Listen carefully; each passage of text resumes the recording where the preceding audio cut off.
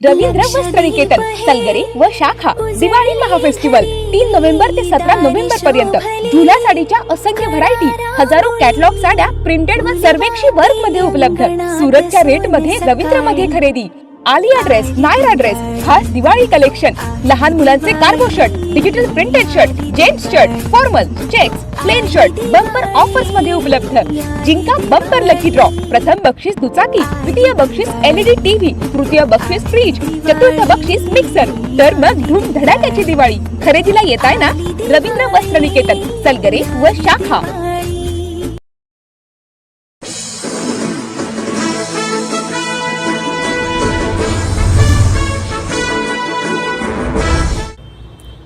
नमस्कार, लोकसंदेश न्यूज मध्ये आपले स्वागत।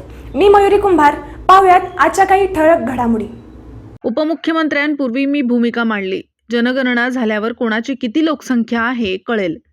गायकवाड आयोगाने 32%।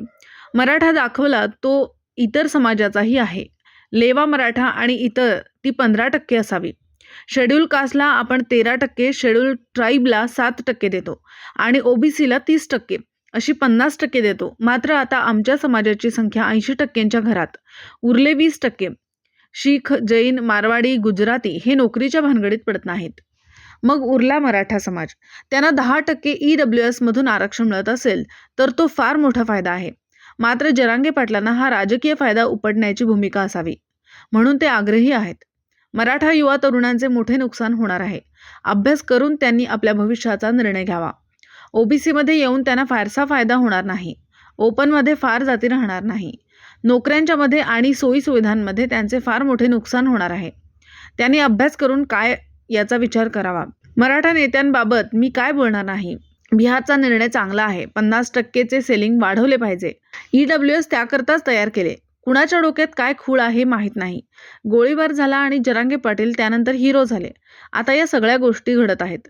समाजाचे पाठबळ मिळाल्यामुळे त्यांना गर्व झाला आहे। जरांगेंच्या धमक्यांनी प्रश्न सुटणार नाही। जरांगे पाटलांना कळलं पाहिजे, कायद्याच्या चौकटीतच सगळं करावे लागेल।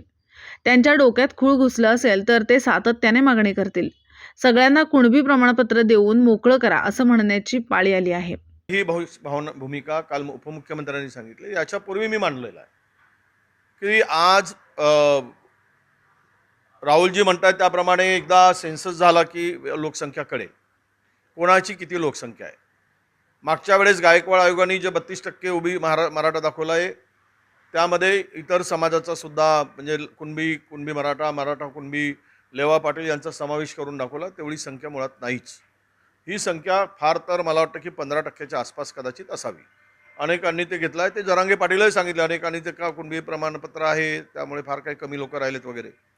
अशा स्थितीमध्ये आपण शेड्यूल कास्टला आपण 13% देतो, शेड्यूल ट्राईबला 7% आणि ओबीसीला एकूण 30% म्हणजे विजयंती घेऊन 30%, अशा 50% आरक्षणाच्या मर्यादा आहेत। आणि आत्ता समाजाच्या आमच्या संख्या ही साधारणतः 75 ते 80%च्या घरात आहेत, तीनही कॅटेगरी मिळून। उरले 20%, 20%मध्ये मराठा आहे, शीख आहेत, जैन आहेत, मारवाडी आहेत, गुजराती आहेत आणि फार छोट्या छोट्या ब्राह्मण आहेत, फार छोट्या छोट्या जाती आहेत। हे यातील शीखला कधी आरक्षणाचा फायदा घेत नाही, नोकऱ्या करत नाहीत, फार कमी करतात। जैन असेल, गुजराती असेल, मारवाडी असेल, हा समुदाय कधीही नोकरीच्या भानगडीत पडत नाही। मग उरला कोण तर फार मॅक्झिमम मराठा उरला आहे। आणि मराठा समाजाला जर EWS मधून 10% आरक्षणातून फायदा होत असेल तर तो फार मोठा फायदा होतो आहे। परंतु जरांगे पाटलांना त्या फायद्यापेक्षा राजकीय फायदा उपटण्याची त्यांची मंशा असावी किंवा भूमिका असावी, म्हणून ते आग्रही आहेत। पोरांच्या भल्यासाठी आग्रही नाहीत, राजकारणच्या भल्यासाठी ते आग्रही असावेत, असा माझा थेट त्यांच्याकडे आरोप आहे। आता तुम्ही जे म्हणाले की जरांगेंना राजकीय आरक्षणाच्या लाभापायी त्यांचा उद्दिष्ट असावा, कुठेतरी ते सातत्याने एकच मागणी रेटत आहे, त्यामुळे मराठ्यांचा खास करून युवा वर्गाचा भविष्यात नुकसान होऊ शकतं असं वाटतं। प्रचंड नुकसान होणार आहे। मराठा तरुणांनी या संदर्भातली अभ्यास करावा। जरांगे पाटलांच्या म्हणण्यावर सगळं काही ठरवू नये। अभ्यास करून त्यांनी आपल्या भविष्याचा निर्णय घ्यावा असंही माझं त्यांना आव्हान आहे। मुळात मी सांगितलं की ओबीसीमध्ये येऊन 372 जातीमध्ये येऊन त्यांना फार काही फायदा मिळणार नाही आणि ओपनमध्ये फार काही जाती राहणार नाहीत। म्हणजे नोकऱ्यांचा संदर्भ जिथे येतो किंवा सोयी सवलतीचा येतो तिथे फार मोठा नुकसान मराठा तरुणांचं होणार आहे। आणि अशा स्थितीमध्ये त्यांनी अभ्यास करून थोडा विचार करून आपण कोणाला साथ देतो, आपलं भलं काय आहे, अहित काय आहे, हित काय आहे याचा विचार करावा. कुठेतरी मराठा नेत्यांची मग भूमिका जबाबदारी याच्यामुळे वाढत नाही का? कारण जरांगे असं बोलत असतील, बाकी सगळे गप आहेत, तरुणांची दिशाभूल, तर मराठा नेत्यांची जबाबदारी वाढलेली आता या सगळ्या बाबतीत. नाही, ते आता मराठा नेतेच ठरवतील. मी त्यांच्या भूमिकेच्या संदर्भात बोलण्याची मला काही गरज नाही. त्यांनी कशात भलं आहे, कशात वाईट आहे, कसं चांगलं आहे ते तरुणांना समजून त्यांची ते भूमिका आहे, त्यांनी ते स्पष्ट करावी. बिहारमध्ये जे आरक्षण 75% पर्यंत त्याच्यावर नाही, तो एक चांगला ऐतिहासिक निर्णय बिहार सरकारने घेतलेला आहे. 65% आरक्षणाची मर्यादा वाढवली आणि आमची सुद्धा तीच इच्छा होती की तुम्ही आरक्षणाची मर्यादा वाढवा. जे 50%चं सिलिंग आहे ते तो कॅप आहे तो वाढवला गेला पाहिजेत आणि त्याच्यावर इतर समाजांच्या ज्या इच्छा आकांक्षा आहेत त्या पूर्ण केल्या गेल्या पाहिजेत. मला वाटतं EWS त्यासाठीच तयार केला गेला, पण काय खुळा आहे माहीत नाही, कोणाच्या डोक्यात काय वारं घुसतं आणि काहीतरी घेऊन उभं राहतो. 2 वर्ष या सर्वोच्च न्यायालयाने फेटाळल्यानंतर 2 वर्ष शांत होते. त्यांना माहीत होतं की EWS मधून फायदा अधिक आहे, परंतु जो गोळीबार झाला, जरांगे पाटील त्या गोळीबारानंतर मराठा समाजाचे मग हिरो म्हणून पुढे आले, नायक म्हणून.